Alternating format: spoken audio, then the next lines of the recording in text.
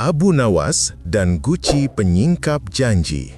Pada suatu pagi yang lembut, ketika matahari baru saja mengintip seperti anak kecil yang penasaran dari balik cakrawala, seorang pengawal istana berlari tergesa menuju rumah Abu Nawas. Napasnya terengah-engah seperti unta tua mendaki bukit. "Abu Nawas, Khalifah memanggilmu segera." Abu Nawas yang sedang mengibaskan serbannya pelan menoleh santai. Apakah para menteri itu kembali memerangkap diri mereka dengan akal mereka sendiri? Pengawal itu menunduk, suaranya bergetar. "Yang mulia menemukan sesuatu, benda yang membuat para menteri pucat seperti kain terkena hujan." Abu Nawas mengangguk sambil tersenyum. Kalau begitu, pasti menarik. Setibanya di istana, Abu Nawas mendapati Khalifah berdiri di depan sebuah guci besar berwarna biru safir. Ukirannya indah, menawan mata siapapun yang memandangnya. Tetapi para menteri berdiri jauh di belakang, seakan guci itu bisa melompat dan mencakar wajah mereka. "Abu Nawas," kata Khalifah, "guci ini ditemukan terkubur di taman istana, dan ketika aku mendekat, ia berbicara." Para menteri mengangguk cepat, bahkan terlalu cepat seperti ayam mematuk padi. "Benar, guci itu tahu rahasia kami." Abu Nawas mengangkat alis. "Berbicara atau kalian ketakutan sampai mendengar suara bayangan kalian sendiri?" Khalifah mempersilahkannya memeriksa. Abu Nawas meminta para menteri mendekat satu persatu. Menteri pertama, yang terkenal banyak janji tapi sedikit bukti, didorong maju oleh teman-temannya. Begitu ia dekat, suara berat bergema dari dalam guci. "Wahai engkau yang janji-janji manisnya lebih banyak dari kurma musim panen, mana janji yang engkau tunaikan minggu ini?" Menteri itu hampir roboh dan memegangi jantungnya. Menteri kedua, yang kerjanya lambat seperti kura-kura malas, maju dengan langkah lebih lambat dari biasanya. Guci itu berkata, "Wahai yang lambat, andai kerja kerasmu seperti langkahmu, mungkin angin pun bisa tertidur menunggu." Beberapa pengawal tersedak menahan tawa. Menteri ketiga, yang berbicara selalu dengan suara sekeras guntur, maju dengan sombong.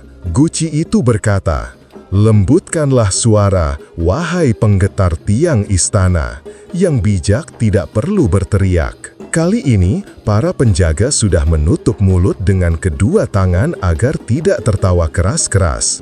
Abu Nawas mengelilingi guci, mengetuk-ngetuk sisinya, mengusap bagian bawahnya, dan menempelkan telinga seperti sedang mendengarkan rahasia tanah. Ia menggeleng pelan. Suara ini terlalu manusiawi. "Benda mati tidak punya selera humor setajam ini."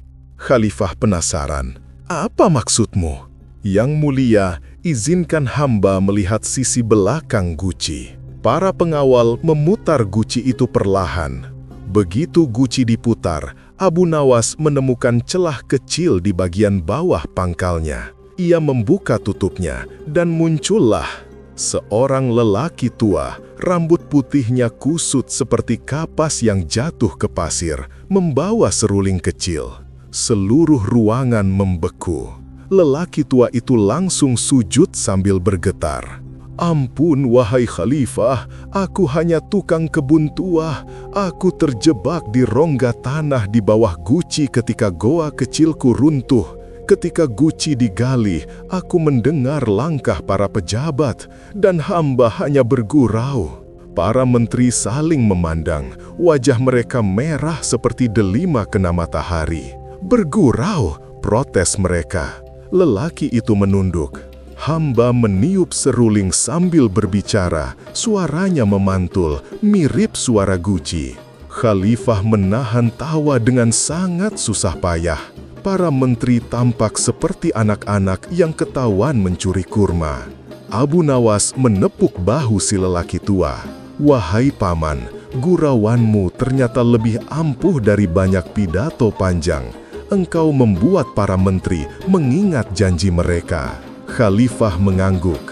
Mulai hari ini, engkau bekerja di taman dalam istana. Upahmu ditambah, namun jangan bermain seruling dari dalam guci lagi.